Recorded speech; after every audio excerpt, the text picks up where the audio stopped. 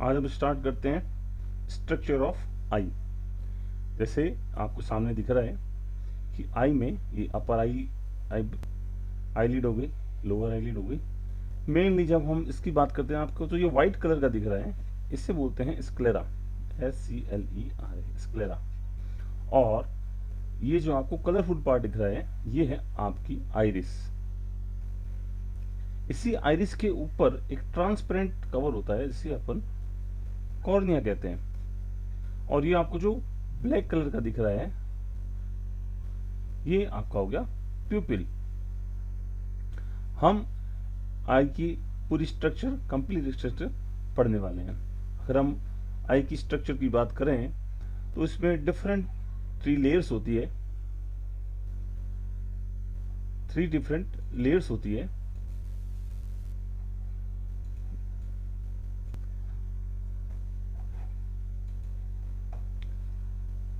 जो outer most layer होती है, कंप्लीट आउटर मोस्ट लेयर होती है, जिसे कहते हैं फाइब्रस कोट या ट्यूनिका फाइब्रोसा।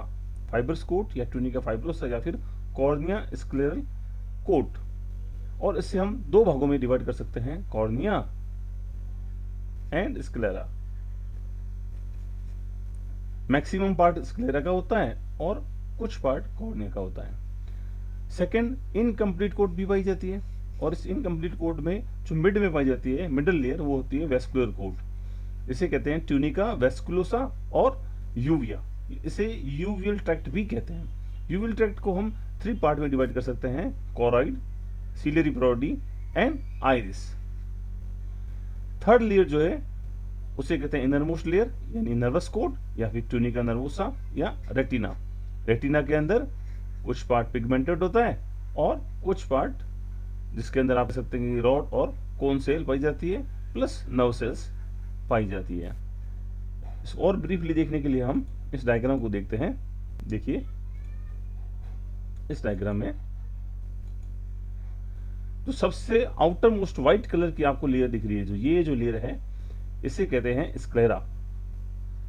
ये स्क्लेरा पूरी आई, एंटीरियर पोस्टीरियर पूरे पार्ट पर कंप्लीटली पाई जाती है। लेकिन एंटीरियर पार्ट के इस हिस्से पर जो कि बल्ज हो रखा है बाहर की तरफ, इस पर जो स्ट्रक्चर पाई जाती है इसे कहते हैं कॉर्निया। कॉर्निया ट्रांसपेरेंट होता है, कॉर्निया ट्रांसपेरेंट होता है, जिसमें से लाइट, ये लाइट को रिफ्लेक्ट करता है, ठीक है ना। और स्क्लेरा का जो पार्ट पीछे की तरफ है, ये पार्ट जो ऑप्टिक मसल्स हैं, कौन कौन सी मसल्स होती है? रेक्टस मसल्स, 4 रेक्टस मसल्स होती है और 2 ऑब्लिक मसल्स होती है। इनसे अटैचमेंट साइट प्रोवाइड कराता है। स्क्लेरा फाइब्रस कोट होता है। कैसा कोट होता है? फाइब्रस कोट होता है, यानी कि फाइब्रोब्लास्ट का बना होता है, और ये थिक होता है, इसलिए ये प्रोटेक्शन प्रोवाइड करवाता है ना। आई की शेप को मेंटेन करता है। कंप्लीट हम इसके फंक्शन भी रीड करेंगे। सेकेंड स्ट्रक्चर जो है वो है कोरॉइड। कोरॉइड जो है इसके अंदर पाई जाती है मेलानोसाइट्स, और ये वेस्कुलर होती है, यानी कि इसके अंदर ब्लड सप्लाई होती है। वेस्कुलर होती है यानी कि ब्लड सप्लाई होती है। कोरॉइड में मेलानोसाइट होती है, और मेलानोसाइट्स मेलेनिन पिगमेंट का फॉर्मेशन करता है।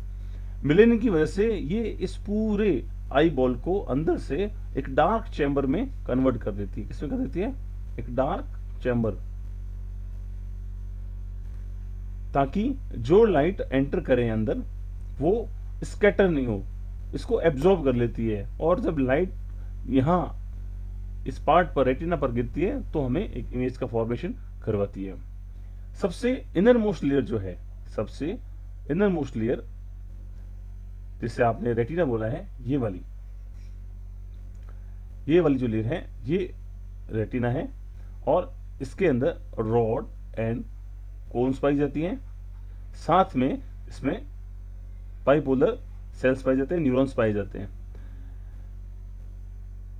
आई का ये जो पार्ट है, इस पार्ट में देखिए यहां पर ये लेयर एब्सेंट है। ये जो इनरमोस्ट लेयर है रेटिना, ये एब्सेंट है।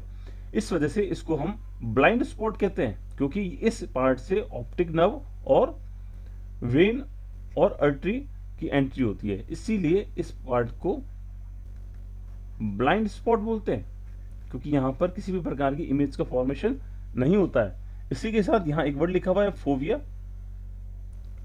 ये कुछ फोविया सेंट्रलिस बोलते हैं। यहां पर मैक्सिमम कोन सेल्स पाई जाती है और यहां पे सबसे शानदार इमेज बनती है। जो भी ऑब्जेक्ट सामने रखते हैं उसकी इमेज लेंस के थ्रू यही बनाई जाती है।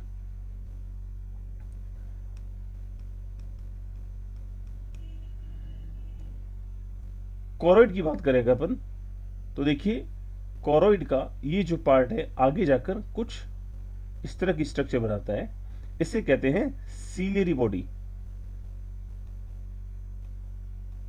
सीलियरी बॉडी, ये सीलियरी बॉडी, इस सीलियरी बॉडी से कुछ ये जैसे लिगामेंट जैसी स्ट्रक्चर बनी हुई, देखिए ये जो लिगामेंट्स हैं सस्पेंसरी लिगामेंट,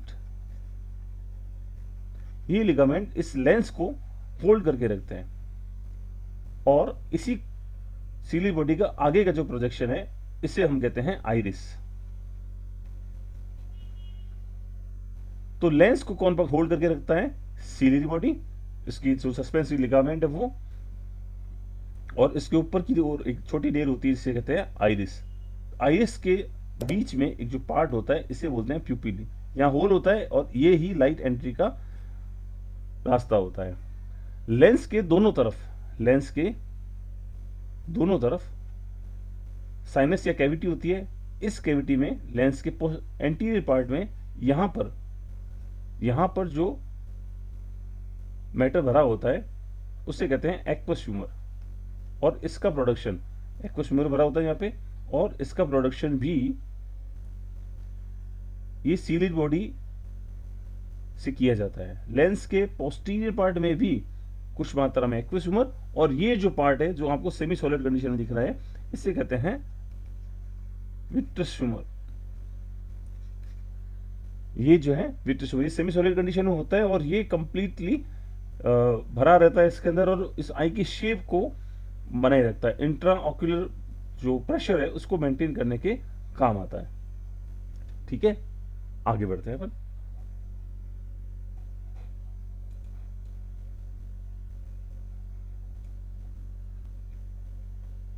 देखिए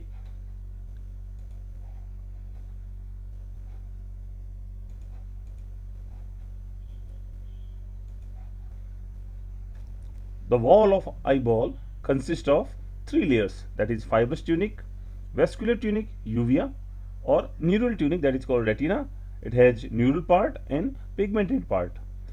fibrous tunic जो होती है सुपरफिशियल लेयर होती है आईबॉल की, और डेंस कनेक्टिव टिश्यू जो कि कोलेजन फाइबर और फाइब्रोब्लास्ट की बनी होती है, और एंटायर आईबॉल को कवर करती है एक्सेप्ट कॉर्निया।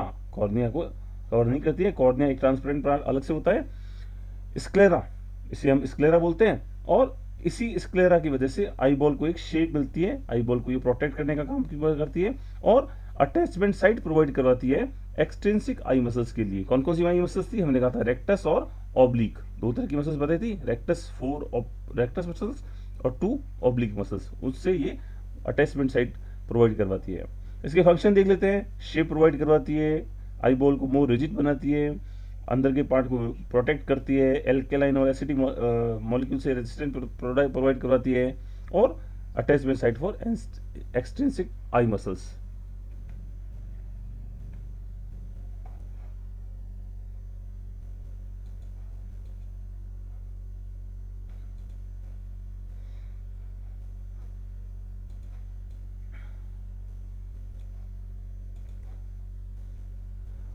फाइबर्स कोट की बात करें हम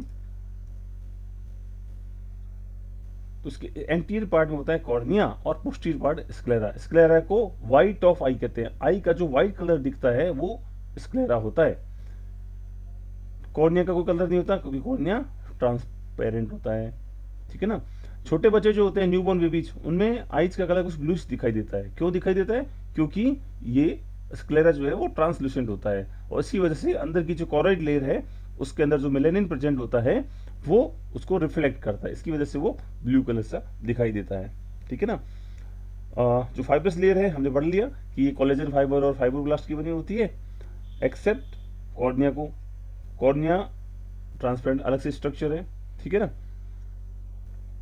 मसल्स के बारे में मैंने आपको बताया कि 4 रेक्टस मसल्स होती है और 2 ऑब्लिक मसल्स होती है। एक और याद रखना 3, 4, 6 ये 3 क्रेनियल नर्व्स है जो कि आईबॉल के मूवमेंट के लिए रेस्पॉन्सिबल होती है।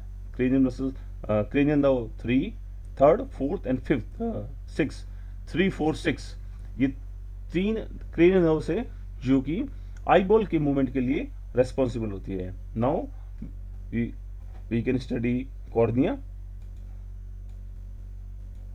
कॉर्निया के बारे में बात कर लेते हैं। कॉर्निया पोस्ट एंटीरियर पार्ट की तरफ कुछ बल्ज होता है, बाहर की तरफ निकला होता है, टोटली ट्रांसपेरेंट होता है और एवेस्कुलर होता है, इंपॉर्टेंट है। इसीलिए कॉर्निया का ट्रांसप्लांटेशन किया जा सकता है और कभी भी कॉर्निया ट्रांसप्लांटेशन रिजेक्ट नहीं होता है क्योंकि ये एवेस्कुलर होता है। इसकी वजह से फ्री एंट्री ऑफ लाइट होती है और ये हेल्प करता है लाइट को रेटिना पर फोकस करने के लिए। ये मैक्सिमम रिफ्रैक्शन प्रोवाइड करवाता है लाइट का। इसको जो न्यूट्रिशन है हमने पढ़ लिया कि ये एक्वस ट्यूमर के थ्रू इसको न्यूट्रिशन मिलता है। इसमें नर्व की सप्लाई बहुत ज्यादा होती है कॉर्निया के अंदर, ठीक है।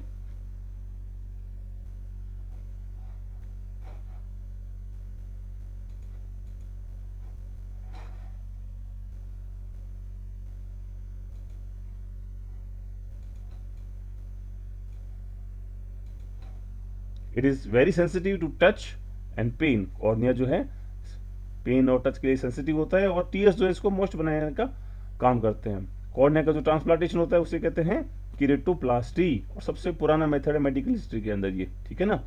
और हमने पढ़ लिया कि वेस्कुलर नहीं होता इसलिए इसके अंदर कोई भी इम्यूनोलॉजिकल रिजेक्शन नहीं होता है। अब अगर बात करें कॉर्निया की स्ट्रक्चर की तो कॉर्निया में 3 लेयर्स पाई जाती है। First non keratinised stratified squamous epithelium की जो मिडल लेयर है वो बनी होती है कोलेजन फाइबर और फाइब्रोब्लास्ट सेल्स की, और जो इनर मोस्ट लेयर है वो बनी होती है स्क्वैमस एपिथेलियम की। बहुत इंपॉर्टेंट बात क्वेश्चन के हिसाब से बोमन मेम्ब्रेन पाई जाती है। बोमन्स मेम्ब्रेन कहां पाई जाती है? कॉर्निया के अंदर। हम पढ़ेंगे बोमन्स ग्लैंड। अगर आपसे पूछे बोमन्स ग्लैंड कहां पाई जाती है तो आप बोलोगे नोज के अंदर पाई जाती है। और वुमन कैप्सूल हम पढ़ते हैं किडनी के अंदर पाई जाती है। Central part of the cornea receive oxygen from the outside the air. ये भी बहुत इंपॉर्टेंट है कि कॉर्निया के अंदर चूंकि ब्लड सप्लाई नहीं होती है तो उसको ऑक्सीजन कहां से मिलेगी? तो ये ऑक्सीजन जो है जो एनवायरमेंटल ऑक्सीजन है उसी को रिसीव करता है। इसीलिए जो लोग कॉन्टैक्ट लेंस का यूज करते हैं उनको कॉर्निया से रिलेटेड कुछ प्रॉब्लम हो सकती है क्योंकि लंबे समय तक कॉन्टैक्ट लेंस का यूज नहीं करना चाहिए। या ऐसे आते हैं जिससे कि वो एयर को परमिट करे, ऑक्सीजन को परमिट करे कि कॉर्निया को ऑक्सीजन प्रोवाइड हो जाए। जहां पर भी स्क्लेरा और कॉर्निया मिलते हैं जो जॉइंट होता है वहां पर एक कैनाल ओपन होती है, उसे कहते हैं स्क्लेरल वीनस साइनस और कैनाल ऑफ स्लेम। इंपॉर्टेंट है कैनाल ऑफ स्लेम। और इस कैनाल ऑफ स्लेम का काम क्या है? ये ड्रेन करती है एक्वस ह्यूमर को इस साइनस के अंदर। एक्वस ह्यूमर को ड्रेन कौन करता है? Canal of slam. ये भी इंपॉर्टेंट है। फिर सेकेंड वाली जो स्ट्रक्चर है, पहली पढ़ ली हमने फाइब्रस कोट, सेकंड है वेस्कुलर ट्यूनिक। वेस्कुलर ट्यूनिक यानी बीच वाली रेस जिसे हमने कहा है कोरॉइड। मैक्सिमम पार्ट तो इसका कोरॉइड होता है जिसके अंदर मेलेनोसाइट प्रेजेंट होती है, सेकंड पार्ट सीलियरी बॉडी और थर्ड पार्ट आइरिस। कोरॉइड के बारे में बात कर लेते हैं। कोरॉइड जो है पोस्टीरियर पोर्शन बनाती है इस वेस्कुलर ट्यूनिक का और इंटरनल सरफेस में मैक्सिमम यही पाई जाती है। इसमें ब्लड वेसल्स होती है जो कि न्यूट्रिशन प्रोवाइड कराती है रेटिना को और खुद को भी।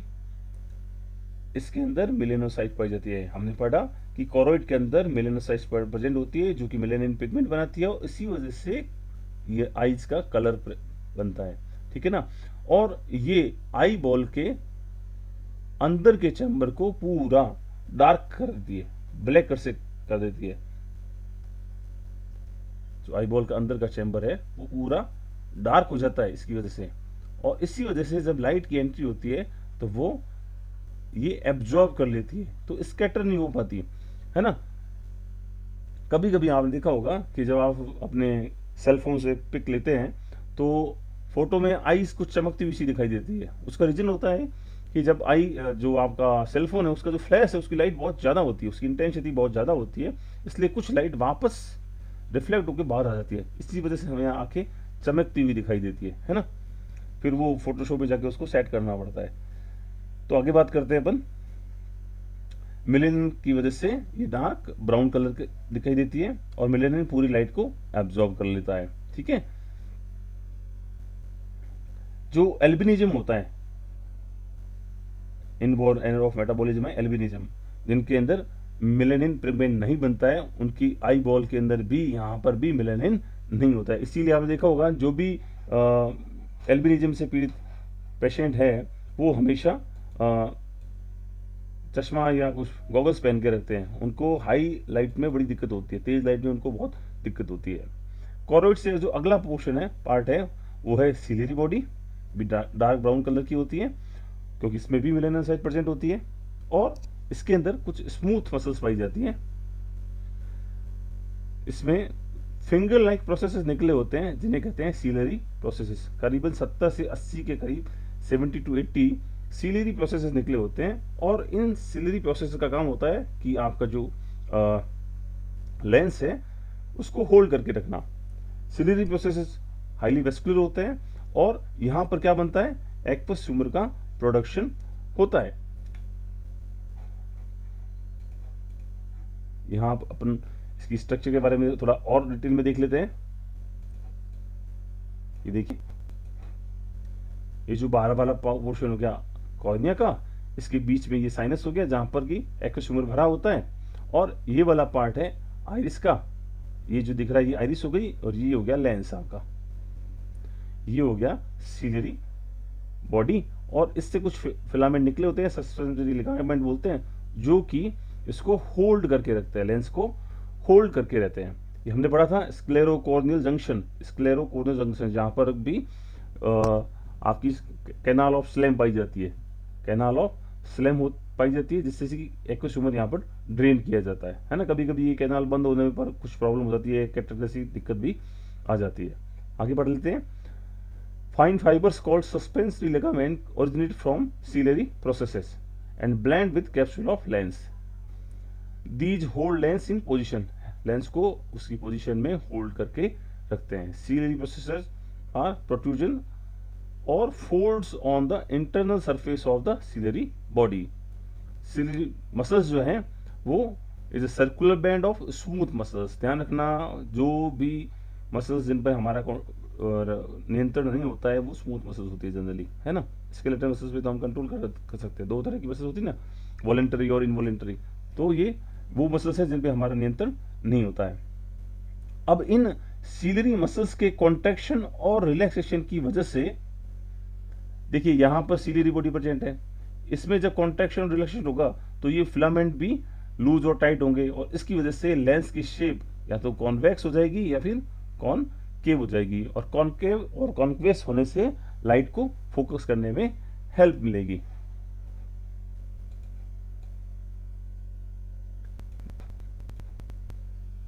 देखिए लिखा हुआ है, कॉन्ट्रैक्शन और relaxation of ciliary muscles change the tightness of